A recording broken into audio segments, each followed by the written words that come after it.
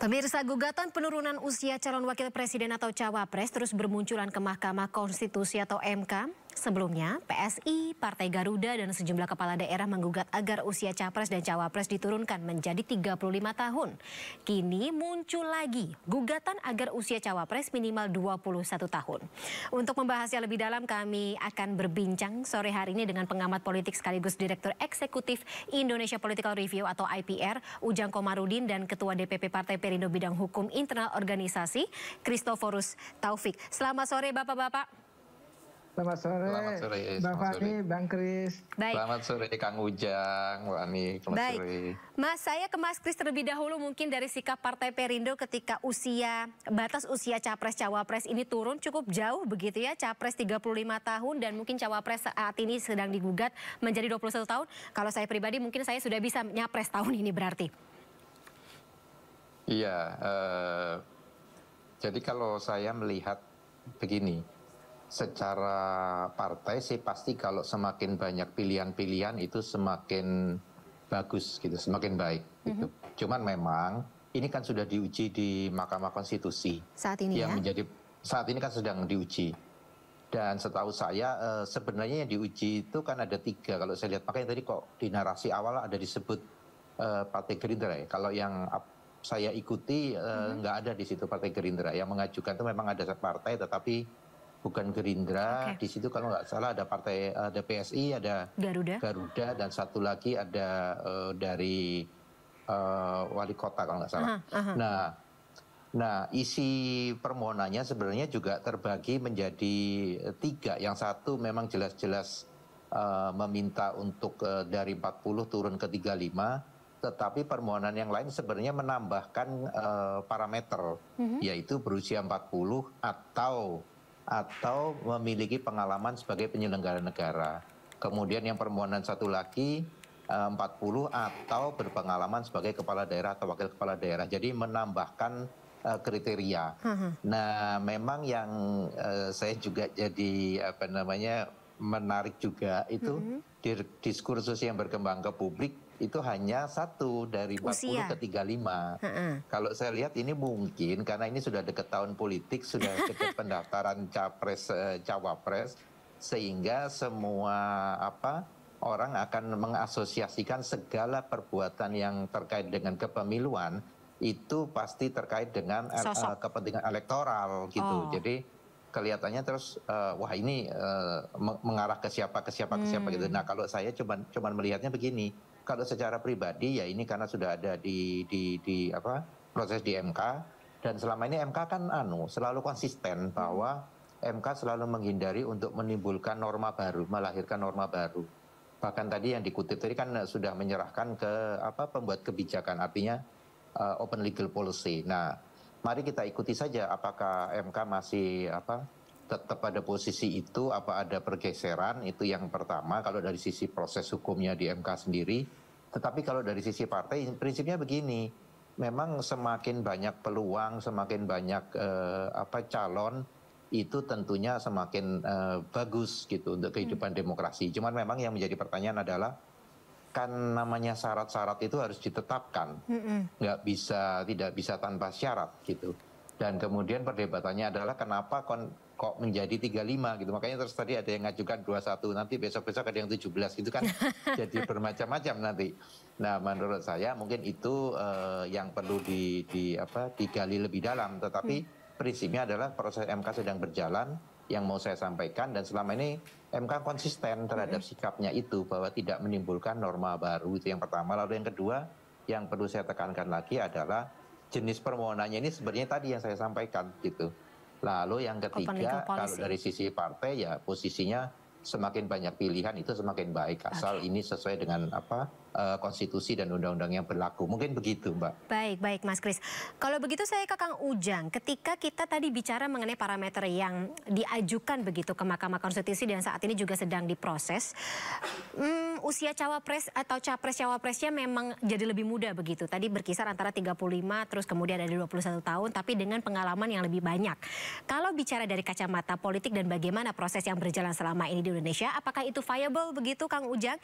Dan mengingat ini ini memang sudah mendekati tahun politik 2024 begitu. Apakah narasi yang beredar di luar sana itu juga jadi salah satu perspektif atau pertimbangan perspektif Kang Ujang? Ya, saya melihatnya begini Mbak Pandi ya, kan ada standar parameter atau ukuran ya, batas usia yang sekarang sedang digugat. Katakanlah yang tadinya 40, ya mudahnya tadi kata Bang Kris ya ke 35. Ya saya melihatnya begini, saya sih melihatnya bukan hanya persoalan usia yang lebih substansi, tapi bagaimana sebenarnya calon pemimpin bangsa ke depan, baik capres maupun cawapres itu punya kapasitas, punya kemampuan, punya leadership yang mumpuni ya untuk membawa 275 juta jiwa Indonesia untuk tinggal landas dalam konteks pembangunan. Nah, perdebatan usia ke-35 ini memang banyak dicurigai kan, terkait dengan munculnya sosok tadi ya disebutkan Gibran ingin maju sebagai cawapres. Itu juga perspektif yang tidak salah juga dari publik. Kan publik bisa menilai itu. Tetapi kan kita serahkan kepada MK. Kita harus percaya kepada MK mana yang terbaik keputusannya, apakah tetap di 40 ataukah diturunkan kepada 35.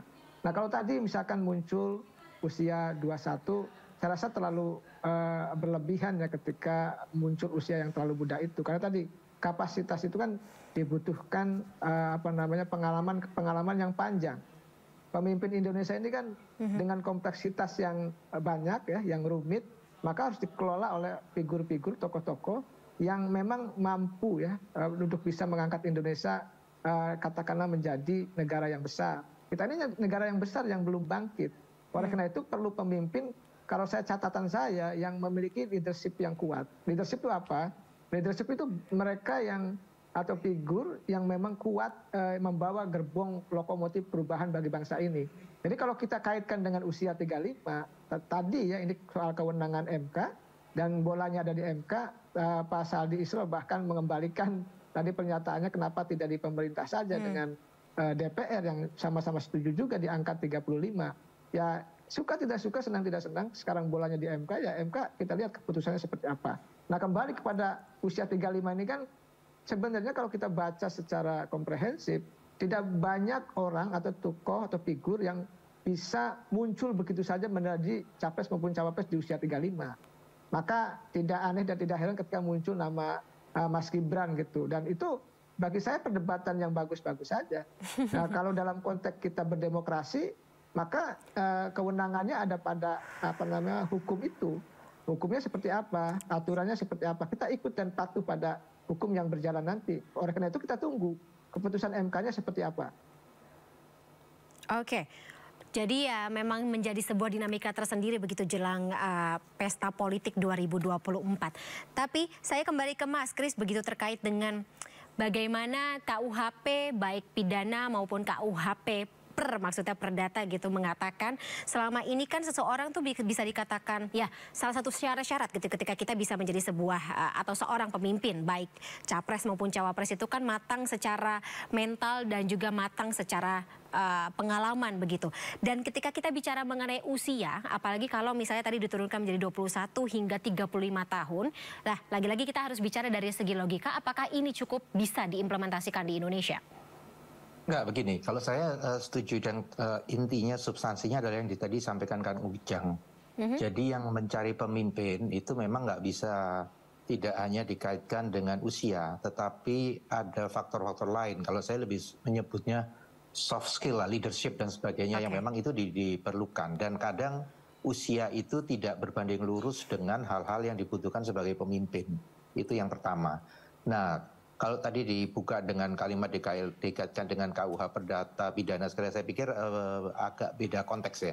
Ini kan dalam konteks mau mencari calon pemimpin Indonesia, calon presiden dan cawapres yang mengurus sekian banyak orang. Jadi kedewasaan di dalam KUH perdata dan itu menurut saya nggak bisa dipakai acuan, karena kalau katakanlah kita anggap dewasa dipakai acuannya ke situ, itu malah 21 tahun kan, atau sudah menikah dan sebagainya. Tapi saya pikir bukan itu, tetapi substansinya adalah bagaimana mencari pemimpin yang mempunyai ini leadership dan memang ya kemampuan untuk menjadi presiden dari rakyat Indonesia atau menjadi cawapres dari rakyat Indonesia.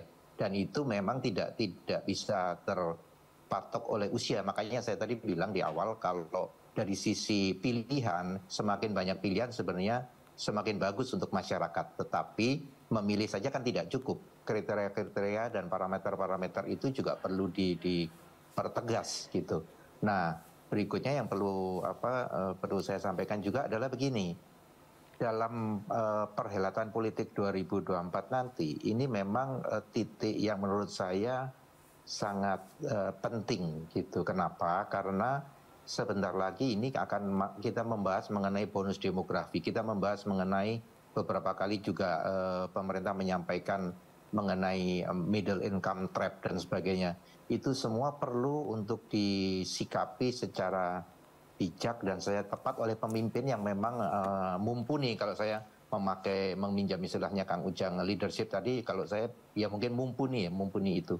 Makanya karena ini sekarang sedang berproses di MK, tadi saya sampaikan mari kita lihat apakah MK akan bergeser dari pakemnya selama ini bahwa dia selalu berpegang tidak menimbulkan norma baru. Kalau 35 itu artinya kan akan muncul subjek hukum baru gitu. Tetapi balik lagi pasti MK punya pertimbangan-pertimbangan lain yang jauh lebih luas daripada apa yang saya sampaikan. Tetapi intinya adalah ini juga harus harus cepat juga karena sebentar lagi sudah pendaftaran capres-cawapres.